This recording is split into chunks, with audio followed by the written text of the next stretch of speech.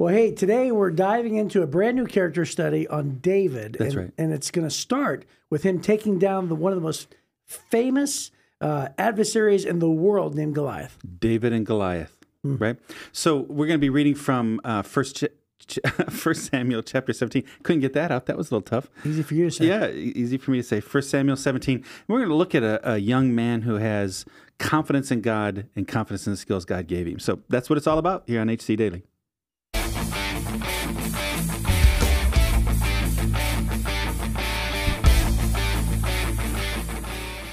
You're listening to another episode of HC Daily, a daily devotional podcast that you can listen to at home or on the go. We believe that you can grow as much as you want to grow spiritually, and this podcast can be a part of your daily growth plan. So, whether you're watching on YouTube, listening on Spotify or your favorite podcast app, we're glad you're here. Now, let's join our hosts, Jeff Forrester and Chris Zarbaugh, in the studio. Hey, Jeff. Yes. So I have a great question for you. Oh, good. I love great questions. Yeah. So I would ask you this. What was, think of a time where you said something dumb. So think of any time where you said something that was either inappropriate or just a bad answer, and you said it out loud in front of everybody. And as soon as you said it, you thought, I wish I could take those words and take them back. Oh, man. I've said so many dumb things. I'm serious. My wife would be way better at this than me. Man alive, that one caught me off guard. Well, what about in college? In college? Weren't you outspoken then? I was very outspoken, but it was usually testing people's, professors and things. Okay, I'll tell you one that got me kicked out of class. Yeah, there you go. This is kind of dumb. We had a professor who was trying to make a theological argument for something that I just didn't think was true. And man, this is a super nerdy thing. So I'm in Greek class, and he's arguing the word into. And so he takes a pen and he has a glass of water and he sticks the pen in the water and he says, every time the pen goes into the water, that's the Greek word. It means into. And that's the only meaning it can have. And so I got up and I took the pen and I said, so do you mean when the Bible says Jesus went up into the mountain to pray, he went into the mountain? And he just goes, get out. Right? Because this was a dumb thing. It's just a super nerdy argument. But that was one of my problems in college was every time I felt like that can't be 100% true. And somebody made a super emphatic statement. I just couldn't shut up and let the professor keep going. So I always had the challenge. So I would declare that was not a dumb thing for you to say. It was actually pretty smart. It was just dumb for you to say it. It was dumb for me to do it. That's right. And that's most of the things that I wind up saying. Right. Well, that's good enough. I'll accept it as an answer. Okay, let me tell you an even better one. Yep. So this isn't me, but I worked at a church for a long time. We were really young, all of us. I was like 27. The senior pastor was 30, and the youth pastor was 33. The oldest guy on staff was the youth pastor, right? And we hosted this big patriotic event. We had judges come. We had the governor was supposed to come. He had to cancel last minute, but he was supposed to come. All this stuff. It was a big, big deal. The auditorium was packed. And the pastor I was working for, I was sitting on stage. The pastor I was working for was trying to talk about, there was a big abortion bill going through at the time. And he said, I don't care what you say. It's not a feces. It's a baby. And I remember thinking, I don't think it's a feces either. He meant to say fetus. Right. So then the crowd kind of giggles like this. And then he goes, and he was one of those bombastic, rah kind of preachers, just yelling kind of preacher. So he gets all worked up now. Now he's mad. And he's probably said it like 3 more times. It's not a feces, it's a baby. And so I had Post-it notes on the table next to me. I'm sitting on stage. And so I just grabbed my pen. I write, I think you meant fetus. And I walked up and stuck it on his pulpit, and he looked like he's going to punch me. What are you doing up here? And he looks at it, he goes, I think I need to correct my words. I believe I meant to say fetus. And the place just died like, laughing. That is so funny. That's one of the best funny things I've ever heard said on stage. That's really good. It's not a feces, it's a baby. So anyways, I've never done one of those, I don't think, from stage, not too much. I'm sure staff can think of things, but I'm not going to admit to any of them. Right. Yeah. So we are in 1 Samuel chapter 17 today. Yes, we're talking about David and Goliath. Yeah, and I think we ended last week saying we were going to continue with Samuel, but we were talking about Samuel anointing David. Actually, we're continuing with David. Yeah, right? Today starts David, not Samuel. Right. So we kind of bridged the gap on Friday with Samuel anointing David king, and then David goes and becomes a harp player in Saul's house, right? Mm-hmm. So then David seems to be going back and forth between his dad's house and Saul's palace, back and forth, serving his dad, serving Saul, serving his dad. And the Israelites were at war with the Philistines, and Jesse, David's dad, sent David with some food for his brothers who were on the front line in the war. And during that time, Goliath would come out, this great big giant, almost 10-foot tall guy, would come out and challenge and defy the armies of God and mock God and just want one warrior. Let's go mano a mano, and whoever wins, then, that'll determine the outcome of this battle. And so David shows up, and that's what's going on. Yeah, and he's defying the army. He's making fun of the army of Israel. He's making fun of God. Right. He's defying the army of the living God. That's right. So that's where we pick up in verse 21. Right. So we're going to start off in verse 21, and it says, "Soon the Israelite and the Philistine forces stood facing each other, army against army.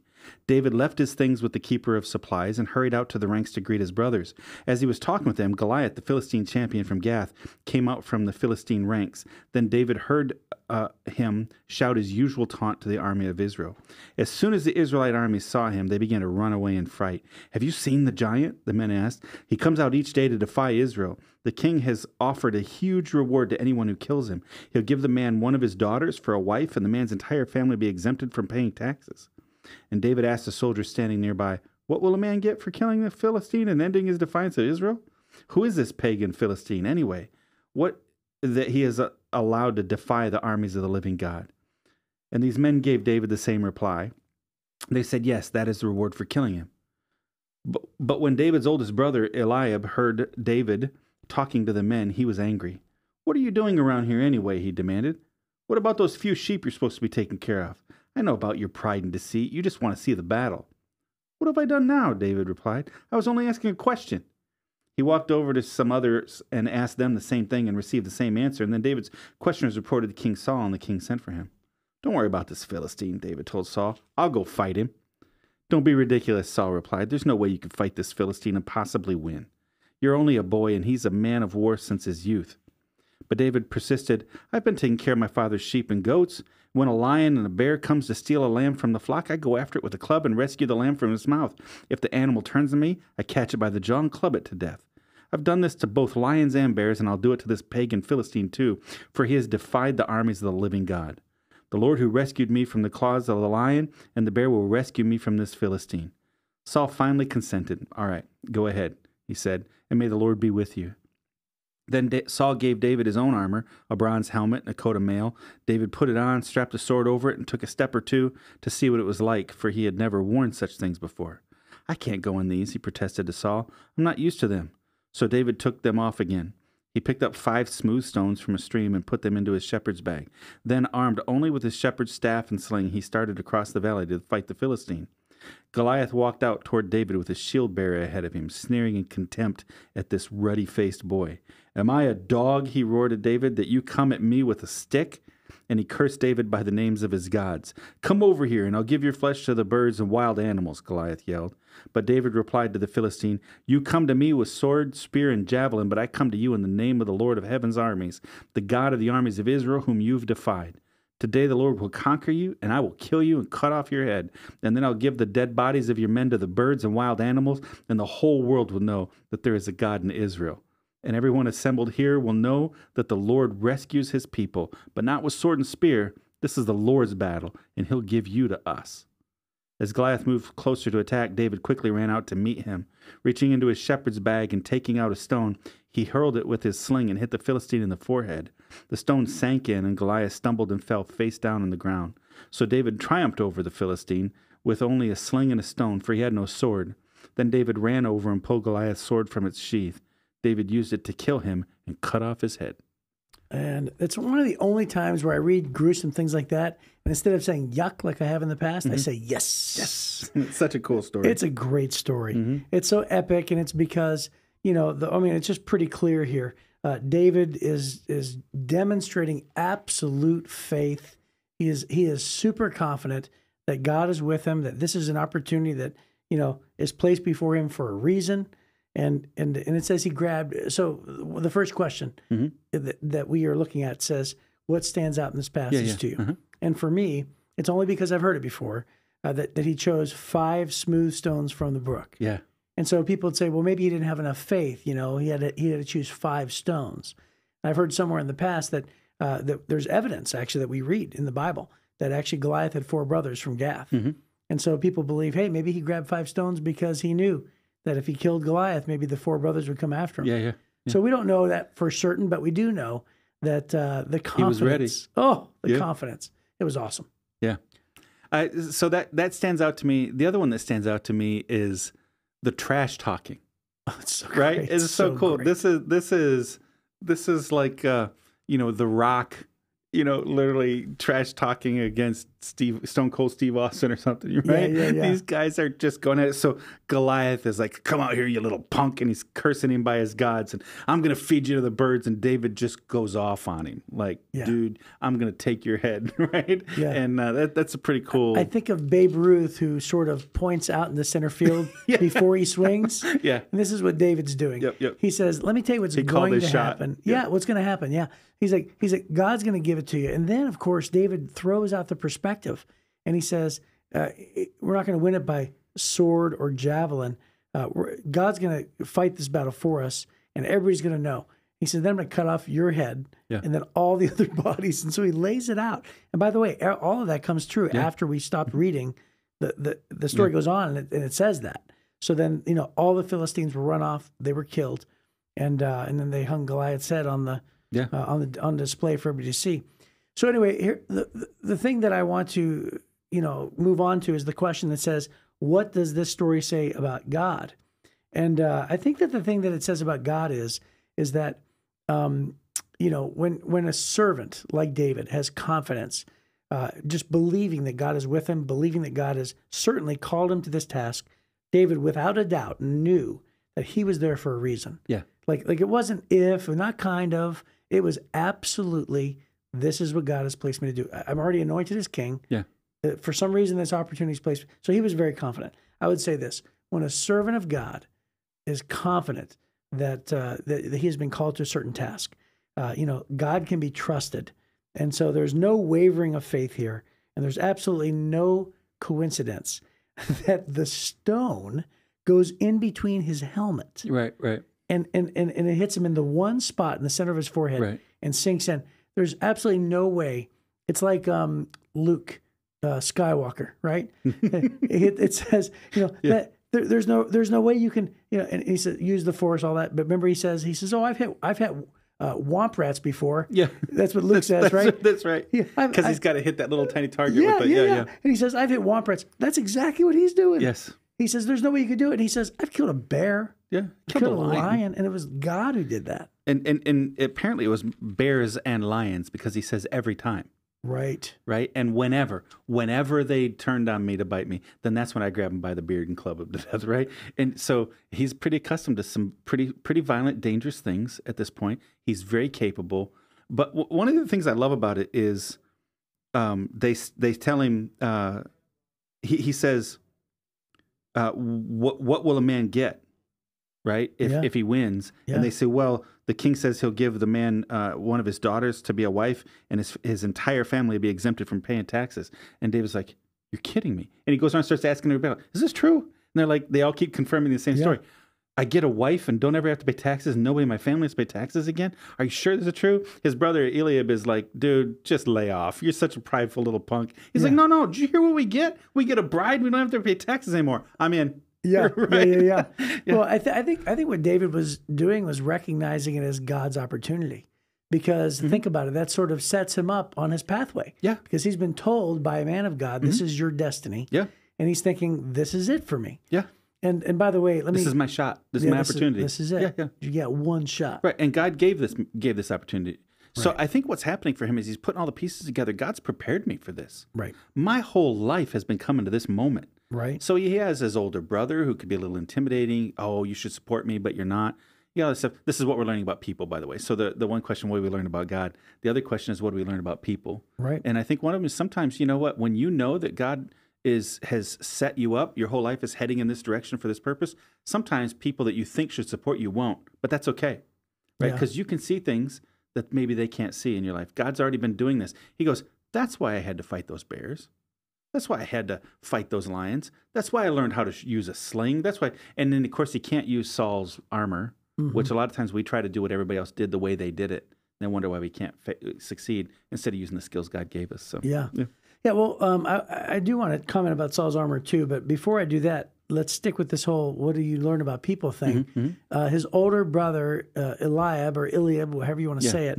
Do you notice that he hasn't changed his view of his youngest brother? Oh, right. Because even though that he is now anointed as king and seen as something great, Eliab is treating him exactly like his father was treating him. He says, and the reason why we know it's so condemning, it's so insulting, is he says, what have you done with those few sheep? Yeah. Right. So he's really just saying, like, your job is meaningless. And so what have you done? It's like, aren't you just going, go do your job and let the big boys handle it. Right. So he's still treating David that way, even though that David is supposed to be in a whole nother, viewed as in a whole nother light. Yeah. Because he's now the future for Israel. Yeah. You're so small. There's always going to be people talking to you, telling you're too small. Yes. You don't have what it takes. Right. Yeah. Well, a prophet has no honor in his hometown. Right. That's what Jesus says. Yeah. So, all through the judges that we talked about over the last several weeks, we mentioned multiple times that, Deborah and several others had all the reasons in the world to claim to be victims. And instead they rose above that. They didn't claim to be a victim. They didn't let their victimhood beat them down. They rejected that concept and they rose above it. I think it's the same thing with David. David's like, dude, what have I done now? Leave me alone. Right? I'm not listening to you. And he just goes on and does his thing. Yeah, and then he says, is there not a cause? Yeah. Like, is there not a great reason? Yeah. And he says, this man has defied the armies of the living God. There is a justified reason for this reaction. Yeah. And let me go back to the armor, because I do want to talk about it for a minute. It's a great picture how God calls us to be our own women and our own men, right? So in other words, like, he could have easily said, oh, I'll just imitate Saul. Right. I'll take down Goliath the way Saul does. Right. But David knows his strengths. And he says, no, let me go out there and let me play to my strengths. And so a lot of times when somebody invites us to, take over for succession, or maybe we're supposed to follow up with another leader that has gone before us, or maybe, honestly, we try to mimic somebody to sort of do the task based on our admiration of them. But I think this is a great picture that says, be your own self, use your own strengths. David goes out there with complete confidence saying, I'm not trying to be like him. I'm trying to be the person who God has made me and God has called me to be. Yeah. Have you read Malcolm Gladwell's book, David and Goliath? I don't think so, no. Oh, it's a fabulous book. He breaks down some of the things. For instance, Goliath has to draw in close to meet him because Goliath's mode of warfare was different. He probably was, he had some form of giantism, which probably meant he didn't have very good eyes. There's all these really interesting elements, whereas David is very mobile. He's not bogged down by all the weight of this stuff. You got Goliath was, according to the notes in my study Bible, it says he was described as being 9 feet 9 inches tall. He's wearing a coat of mail that weighed 125 pounds, and he was carrying a spear that weighed 15 pounds, right? So he has this old mode of warfare. Everybody's intimidated. He's slugging around. He's a big, strong guy, but he's got some heavy stuff, so he's got to be in close. He's designed for in-close, hand-to-hand combat. And David's like, he tries on the armor, and it doesn't fit. He's like, dude, this is just going to slow me down, because David's learned another way to fight, and God had trained him on this. So, man, these slings, so the studies are that slings from these kinds of, is when you spin it over your head, it's not a slingshot, but it spin it over your head and they could release it. These guys, they would practice and practice and practice and practice and practice and practice.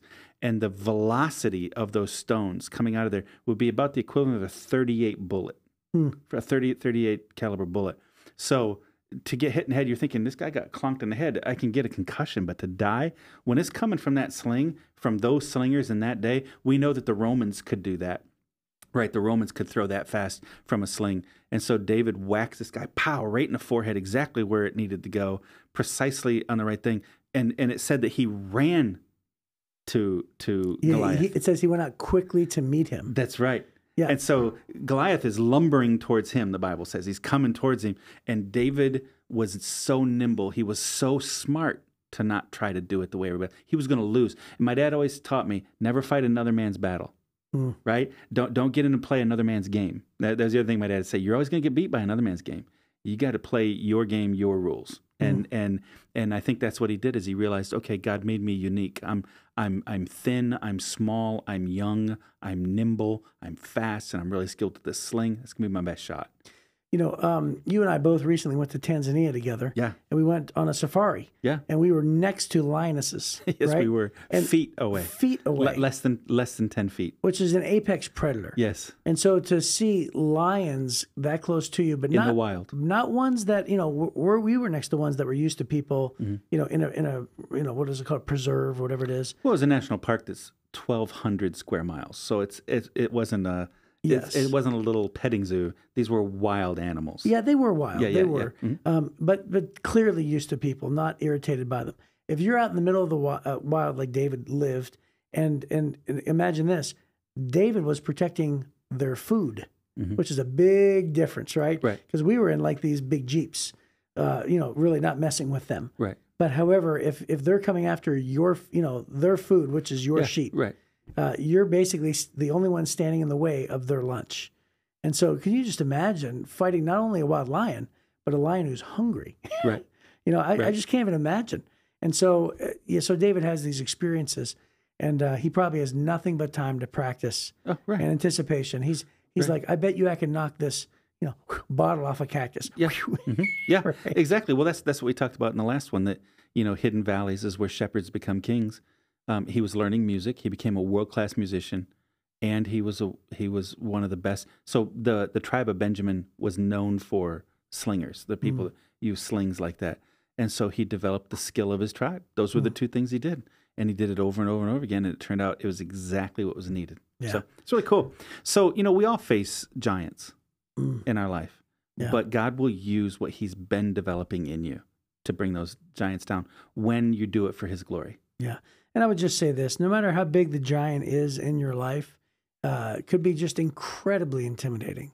Maybe even since you were a youth, maybe, just have an adversary in your life that seems like a giant. Or maybe it's something that seems too big for you. I would just say, just remember this story.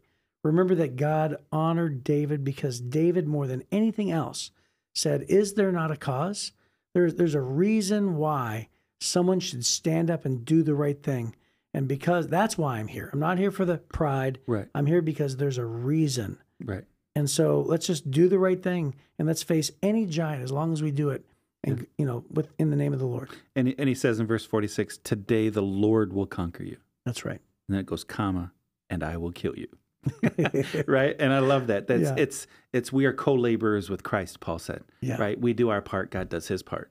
And David did have to go out in the field of battle. It wasn't like he got to sit and watch this happen. Right. He had to go out to the field of battle, but God brought great victory. Right. So that's a good place to end. So we'll continue on with David next time. That's right. Thank you for joining us today. If you enjoyed this podcast, please help us spread the word by liking this episode and sharing it on your social media platforms. Be sure to leave a comment and review, and don't forget to give us 5 stars. When you do, you help us reach even more people who need a daily devotional like HC Daily. If you'd like to hear more from Chris and Jeff, they're both teaching pastors at Heritage Church, located in Southeast Michigan. You can get more of their messages by clicking on the Messages tab at heritagechurch.com. Be sure to join us again soon for another episode of HC Daily.